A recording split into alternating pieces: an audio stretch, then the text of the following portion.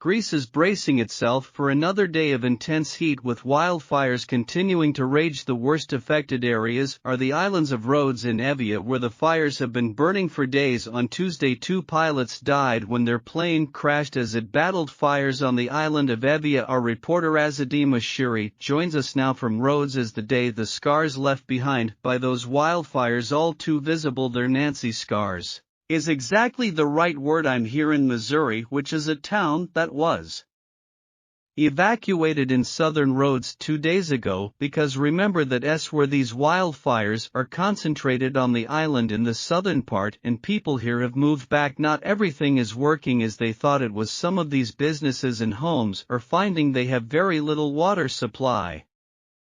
Around Athens there were homes where the civil authority was going around and putting different symbols on them. The house we were seeing at the time got a red triangle. That means it is unlivable and that it must be torn down. Now they said the government does these things to then understand how much money needs to go into repairing the villages that have been devastated by these fires in these specific localized areas. And for the house I saw, it was declared unlivable and they had to decide whether they rebuild it there or on different lands. But of course in these villages, even the battle hit Missouri, a lot of the homes were still intact and people are still going back to their homes and living in them fairly comfortably. But in these towns, well, you still have firefighting trucks.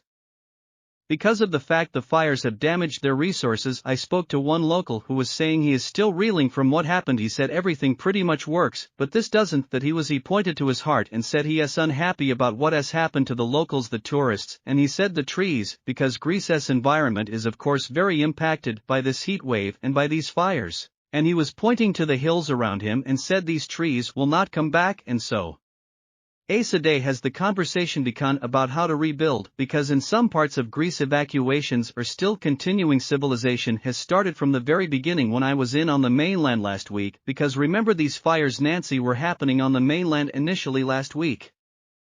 Driving through, you still have military cars driving through, and we had planes flying above us, because the threat and risk of fires are still high. And every day the fire service has said they're fighting dozens of fires across Greece, and it's proved to be quite a dangerous thing, isn't it? The free fighters as well are very much at risk. Yes, Greece's defense minister declared 3 days of national mourning after the death of 2 of these Air Force pilots who were trained in firefighting and yet died as they were responding to a fire on the island of Evia. And it's proven that when the fire of extreme heat, we had those temperatures from the mid-40s to the high 40s across the likes of Greece, the far south of Italy, towards Sicily as well. But we are seeing an end to this extreme heat wave over the next 24 hours or so. So what we got at the moment, we got Mistral winds that are funneling between the Alps and the massive sunrail in France. So they're coming down from the north, they're bringing cooler air at the moment into the central Mediterranean, so it's already turned cooler for the likes of Sardinia. Although still quite breezy, we've still got the wildfires burning across Sicily as well, but this cooler air is going to start to spread its way through southern Italy towards Greece. For the likes of Rhodes, for instance, temperatures will come down, but not quite yet. So today these